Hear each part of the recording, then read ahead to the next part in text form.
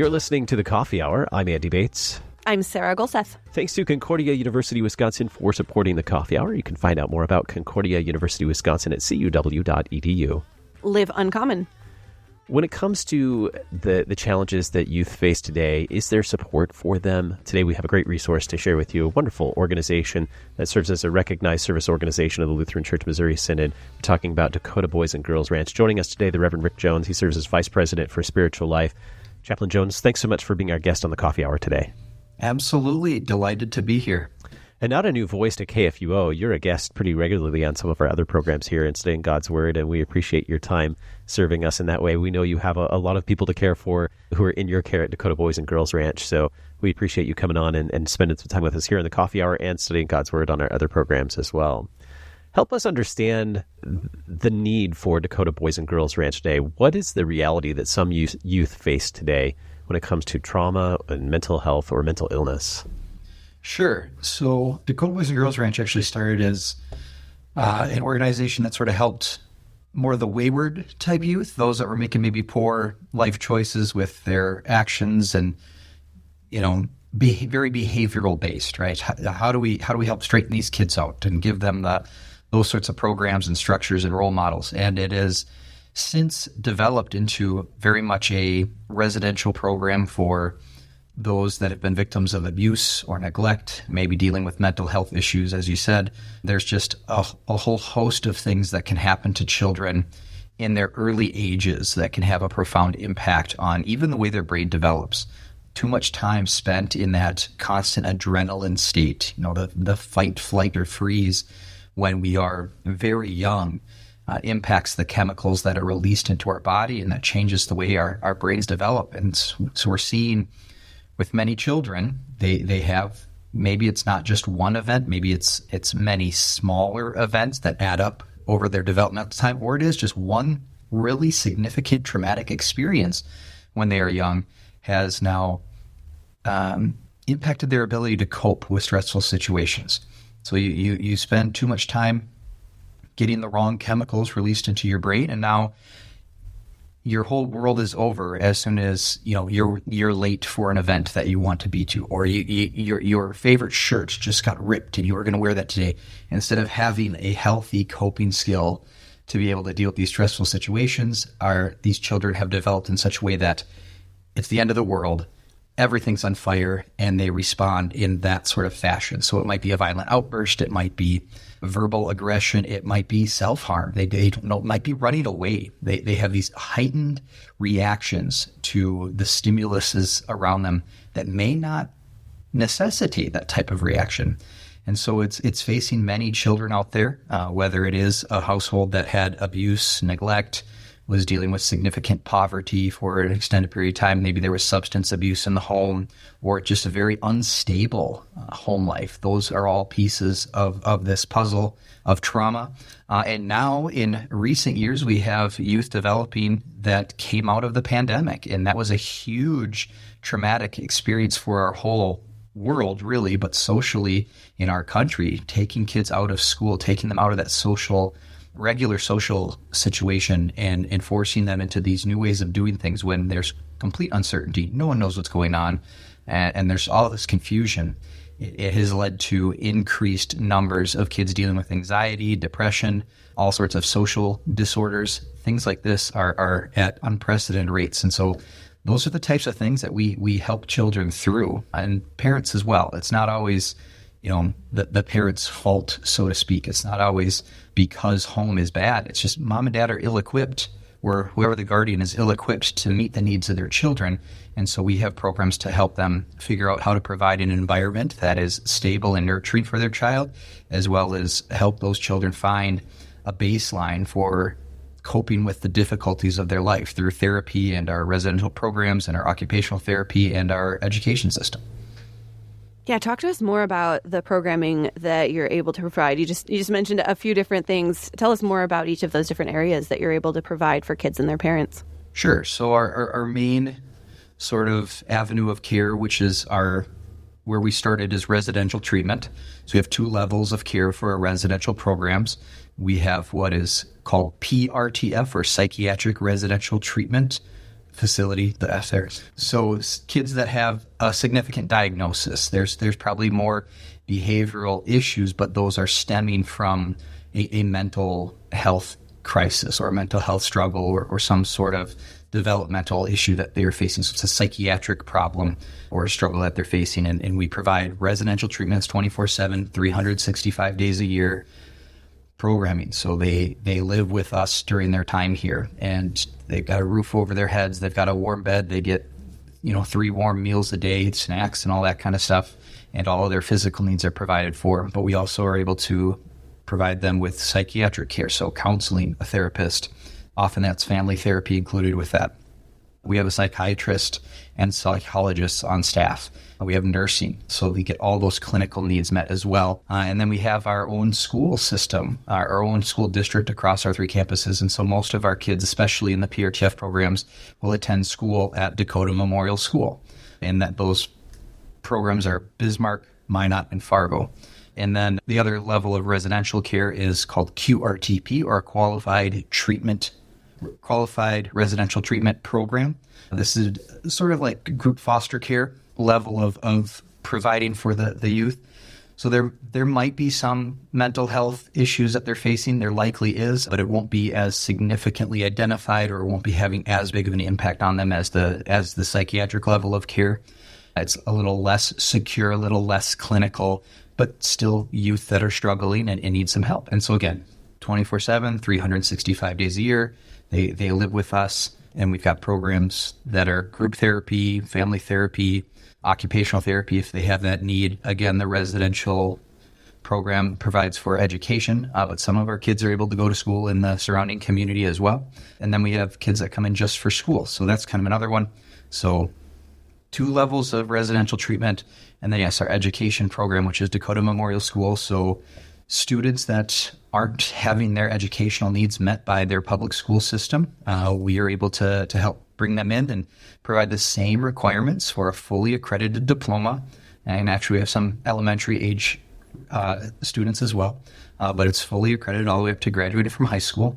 And they're able to get the same strict requirements, but we're able to offer the education in such a way that caters to their individual learning needs and also gives them access to maybe occupational therapy throughout the day, or maybe some time for therapy. They also have sensory needs that they're able to meet. So we've got some sensory rooms in our school. You just need 5 minutes with no stimulation, right? You put on the noise canceling headphones and just sit there and allow all that extra stimulation to sort of melt away. Or maybe it's as simple as you need access to a different type of desk. You need a pedal desk, or you need a swivel chair, or my favorite, the wobble stool. You can get rid of that excess energy, that excess stimulation, and so you're able to focus in on the learning. We're able to do that in our education program. And all of it is provided through the lens of trauma-informed care and trauma-sensitive education. The final sort of big service area that we provide is outpatient services. Dakota Family Services is our outpatient clinic. We have physical locations in Minot and Fargo. We've been exploring the possibilities of telehealth with some of this as well. And so you don't have to be in those communities to get the benefit of them. But yeah, so this is outpatient mental health services, full clinics with psychiatrists and therapists and counselors for children and their families. So it's adults too. And we'll see anybody that we're able to. And yeah, like I said, that's available on an outpatient basis. And many of our residents, after they've completed their time here, in the current length of stay is about 3 months. And when they're done with their time in their program here, oftentimes they'll continue with the outpatient services. So we have a nice sort of continuum of care, even as they transition through the next stages of their life. In talking about residential care, you mentioned a couple of different types of therapies, one of those being occupational therapy. Can you tell us a little bit more about what that means, especially when it comes to children or youth? What does occupational therapy look like for them? Sure. Oftentimes when we hear that word occupational, we're thinking, oh, we're helping them get job training and things like that. No, that's not what we're talking about here. This is the sensory training or sensory therapy, or the way your body moves and functions. That's what we're talking about when we talk about occupational in that sense. And so youth that have, developed a little bit differently with the way they intake the stimulus and the information around them, they might not have all the same motor functioning or the hand-eye coordination or the fine motor skills that other other children would have or would be expected to have at their ages. And so things like weighted blankets, if your body just needs a little bit of pressure, a little bit of that compression, weighted blankets, or being able to even help identify your emotions, zones of regulation. Where are you feeling, dear? Are you feeling yellow? Are you feeling red? Are you feeling blue? Are you feeling green? Helping them identify their feelings and the way that their body is behaving and be able to express that verbally and communicate it, and then find the appropriate responses that they can have access to. A lot of it is maybe touch sensations or even lights and auditory sensations. You'll see things like swings, or again, I mentioned the weighted blankets, but there might be lights, different colored lights, or changing light colors and patterns and things in our occupational therapy gyms. I'll also train them in the basic life skills too, because again, they might not have these fine motor skills or these things that we consider habit or things they should have picked up naturally. They have never had that. And so we can teach them even how to, what's the proper way to use a fork and spoon? What's the proper way to eat a meal and to conduct ourselves, and teaching them those sorts of things. How do you make a bet? How do you practice proper hygiene? All these sorts of things are things that are done in occupational therapy. Great insights, and we have more to learn about Dakota Boys and Girls Ranch with Chaplain Rick Jones in just a moment. You're listening to The Coffee Hour. I'm Andy Bates. I'm Sarah Golseth.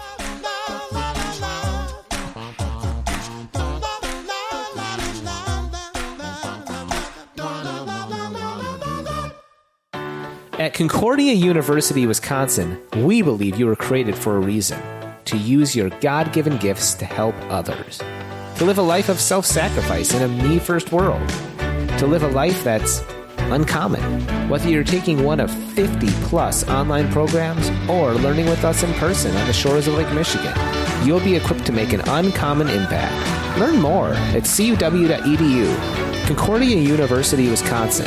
Live uncommon.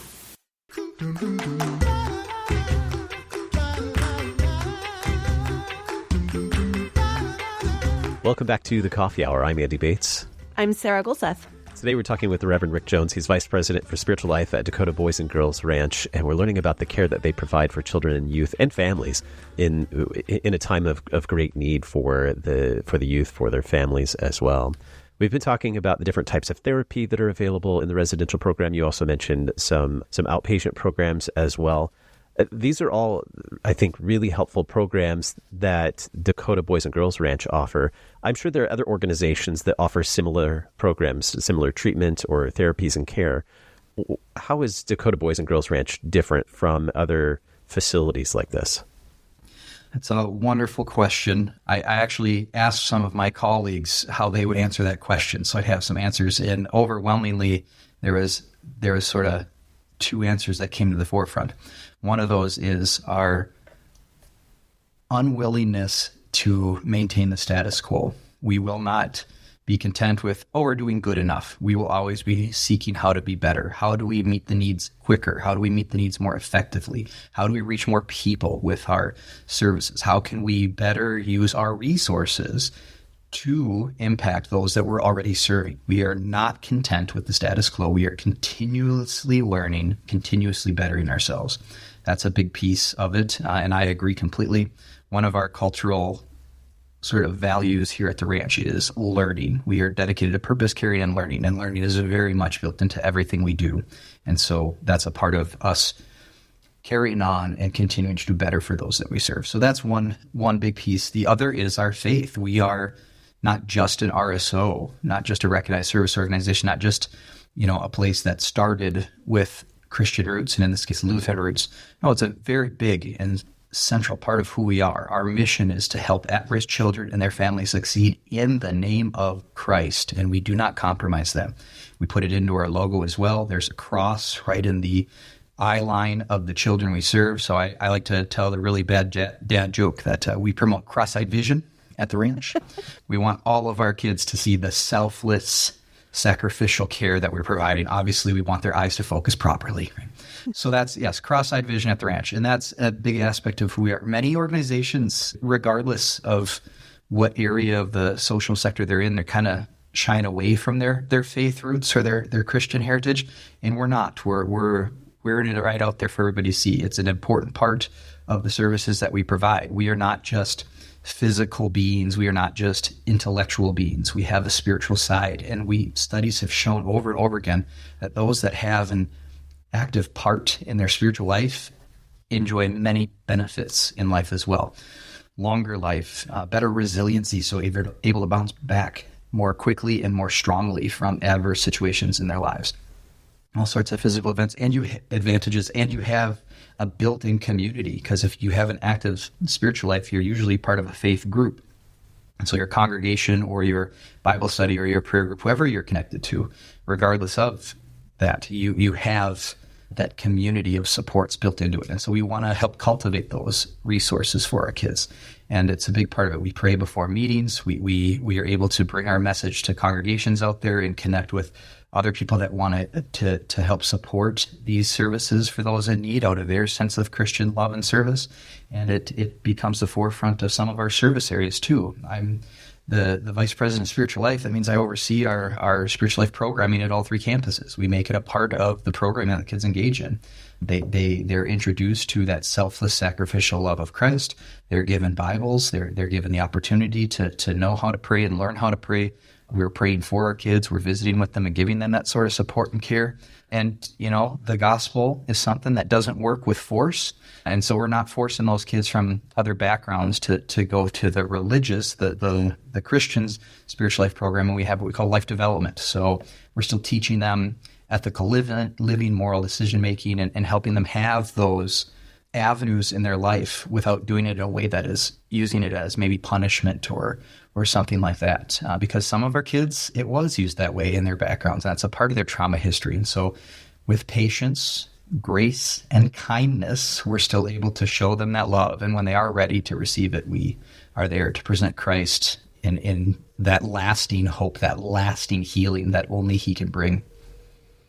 Hey, you've mentioned several facets of this, but what does that look like? What does it mean to care for the whole person in a situation like this, rather than just treating a mental health issue or just approaching this from a spiritual side? What does that mean to actually approach this from a whole person perspective?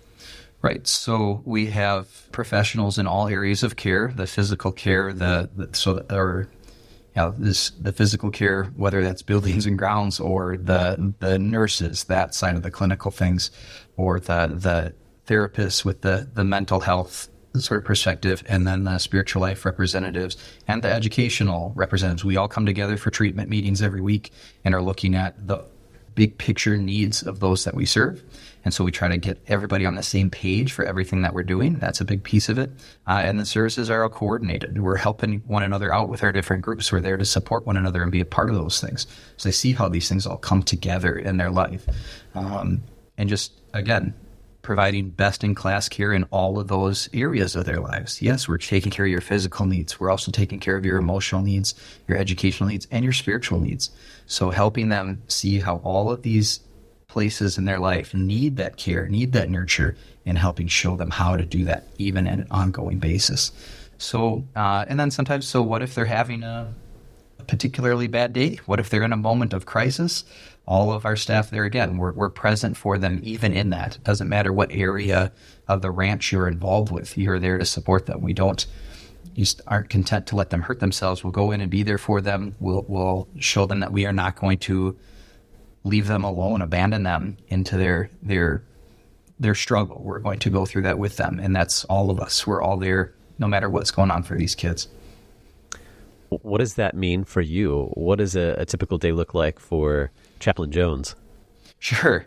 Well, every day is a little bit different, obviously, it's the nature of things. But, I might have a group where I'm doing a spiritual life group where we're learning about prayer, and maybe we'll talk about the Lord's Prayer. But then at the end of it, Jesus says those things about if we don't forgive, neither will the Father forgive us. And I get to talk about what forgiveness actually means for us, lifting that burden, relieving that weight that somebody else has put on you so you can move forward in your progress. And then in one of their other groups, they might be looking at, so in their group therapy for their cottage, they might be looking at forgiveness and reconciliation. And so they're taking it from one group to the next, and then we're able to be there. And if that forgiveness piece, I one time had a resident get really upset with me because they had been through a very significant trauma. They were the victims of rape. Let's just be honest and open about it. They were a victim of rape, and they're like, I need to forgive them. I need to forgive him for doing that. And I realized I didn't understand truly all the aspects of forgiveness. And so you can't back away in a situation like that. You can't let them know that there's no help for them there. But I was honest, that's really a great point. I need to do some more digging and learning. And now we've been able to incorporate those lessons into that it's not necessarily about the reconciliation. Hopefully, ideally, we're in a situation where we can go to that and get there. But in certain situations, that's not appropriate. It's not available. And so how do we deal with forgiveness in those situations? And what does forgiveness look like for them? Always it comes through the grace and mercy of the Father and bringing that into our lives and helping us realize that. So releasing that burden so we can move forward. And so we help them there, even when situations are tense, even when it is a critical event in someone's life. Maybe they just got some really bad news, like, parental rights were terminated, and there's going to be some violent outlashing from this.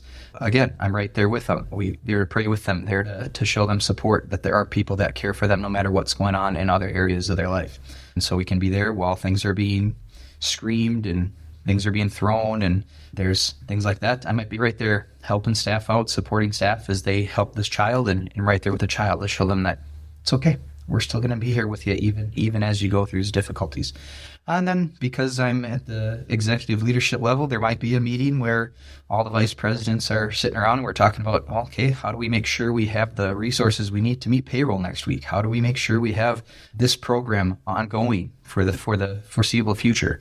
How do we continue to find the right people and bring them into the ministry of the ranch so they can be a part of this incredible legacy that we are part of? And so, I get a little bit of everything. Maybe it's talking to some donors. Maybe it's doing some pulpit supply and talking about the ranch. All these things come into my regular week. And then I get to do chapel services on Thursday afternoons in Minot, which is a beautiful thing too. Do you have any other more stories of impact of the work that the ranch has done, the difference that the ranch has made in the lives of these youth and maybe even families? Sure. So we'll do one real quick one here. So just to show the impact of what trauma-informed care and that helping understand the why maybe and not just the look what you did, but what happened to you sort of aspect. Mm-hmm. So we had a kid who he was a referral through the juvenile court system. And he was sent to the ranch because he had stolen a car and driven across state lines. It's a really bad thing to do, but the judge knew enough to go, something's not adding up quite right here. So he looks at the background and realizes, okay, this young man did steal a car, and he did drive across state lines, but where did he drive to? He drove 15 miles away to his grandmother's house. It just happened to be in the next state over. Mm. And why did he steal the car? Okay, well, his dad had come home drunk again, and the last time that had happened, he ended up in the ICU. He's trying to avoid a bad situation. So he steals the car and goes to a safe place because he doesn't know what else to do. The judge thankfully sees that and says, okay, this child does not need juvenile detention. This child needs a program that's going to provide a safe space, a learning space, so he can get through these struggles in his life. And he came to the ranch. We're able to help him see. He already knew that stealing is bad, right? He knew that grand theft auto was not something you want to be doing. We helped him find other outlets. We helped him find structure to his life that can avoid those abusive and negative situations and new ways of coping with it in the midst of it. We were able to eventually reconcile him and his family through family therapy. And so the whole home became a safer environment in which to provide the care and the nurturing that a child needs going on in their lives. And it was a wonderful growing opportunity for the family, but it was only through the individual therapy that the child was doing in with his therapist, the family therapy that was bringing the whole family onto the same page for what the needs of the child were and what is a good and healthy environment. And then through the education program, helping him keep his grades where they needed to be for when he went back home. And then we got to do some things with reconciliation and forgiveness in our spiritual life programming. And so all those different avenues of care came together because someone was willing to ask why for the behaviors. And all of that is in that trauma-informed care, which is, again, our underneath everything we do at Dakota Boys and Girls Ranch. You do a lot of great work there. What does it take to make all of this happen, to provide the care for so many children, youth, and families? Thank you. That's a great question as well. Something we get sometimes is, what's one word you can use to describe the work of Dakota Boys and Girls Ranch? And I usually pick the word mercy. It is care that, again, reserves that judgment, tries to figure out the why of the situation, and then applies love in all of it. And mercy does that, right? It holds off the judgment so you can address the right needs in the right way.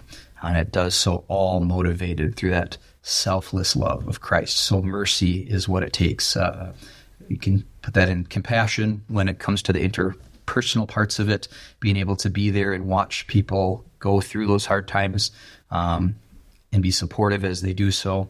That's a part of the mercy and that compassion, and being able to understand that and know that our energy and our focus and our purpose all comes from something much higher than ourselves. It comes from an all-loving, all-powerful God. And when that is our motivation, we're able to bring that mercy into everything we do. And so I believe that is what it takes to thrive, why the ranch has been around so long.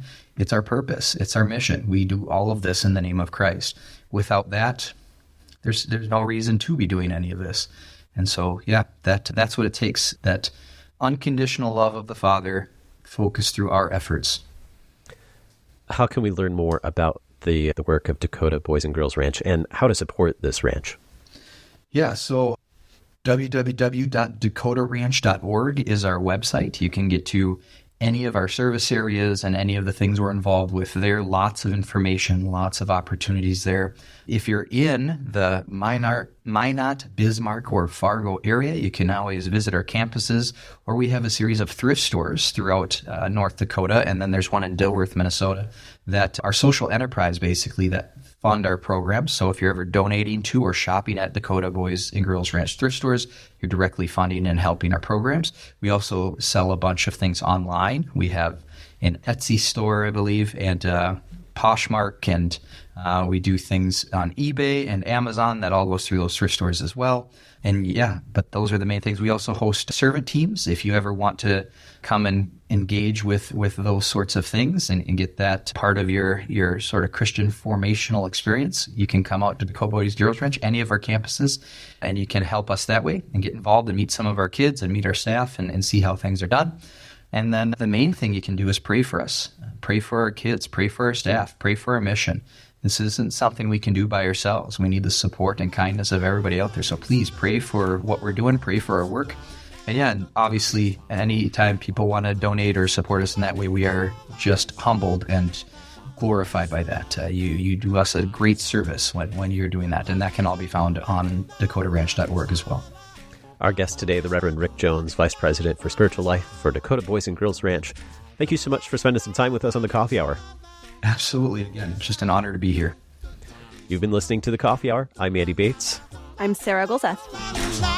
The Coffee Hour with Andy and Sarah is a production of KFUO. To support the Coffee Hour and KFUO Radio, visit KFUO.org. You can also text KFUO to 41444 or send an email to gifts@KFUO.org. And you can call us at 800-844-0524. KFUO. Christ for you, anytime, anywhere.